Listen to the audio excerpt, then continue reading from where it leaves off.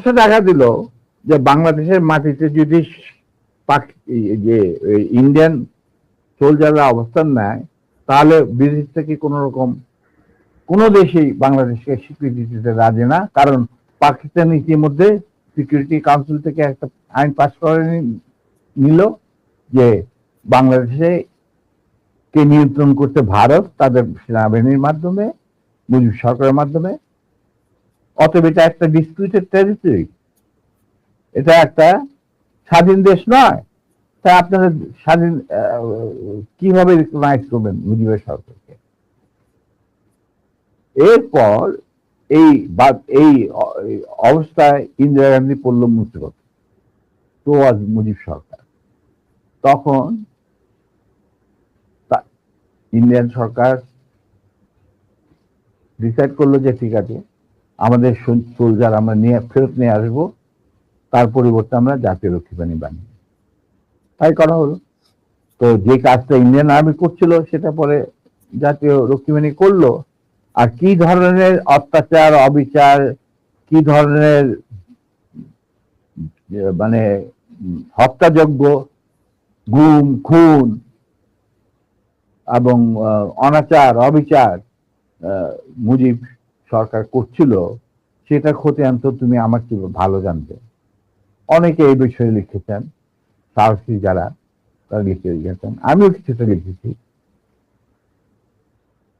সেখানেই শেষ হলো না।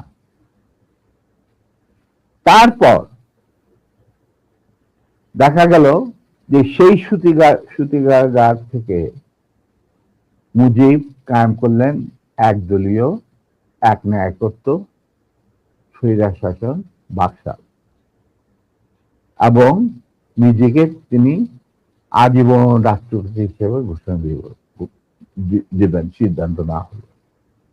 এই বাকশালের মেম্বার সবাই,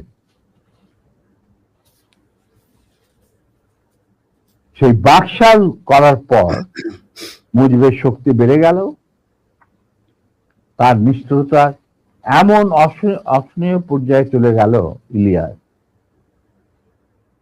লুটপাট, মার ধর, চোরাচালান, তার নকল টাকা ছাপানো ভারত থেকে, এই সমস্ত মানে একটা আমাদের মনে অস্তিত্বই এমন অবস্থায় গিয়ে থাকলো যে মানুষ একদিন মুজিবের জন্য দোয়া করেছিল যে আল্লাহ এই মুজিব আমাদের চোখের মনি, আমাদের বাঁচাবে, দেশকে স্বাধীন করবে, বাঙালিদের ন্যায্য অধিকার আদায় করবে।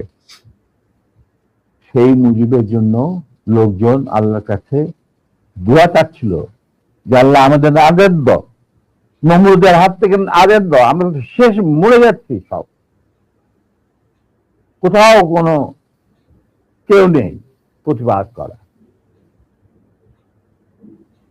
এটা তো আমরা যারা সেনাবাহিনীতে তখন ছিলাম, যারা দেশপ্রেমী যোদ্ধা, তারা ঠিক মেনে নিতে পারেনি। যেভাবে তারা মেনে নিতে পারেনি পাকিস্তানের জান্তাদের অবিচার এবং দুরাচার।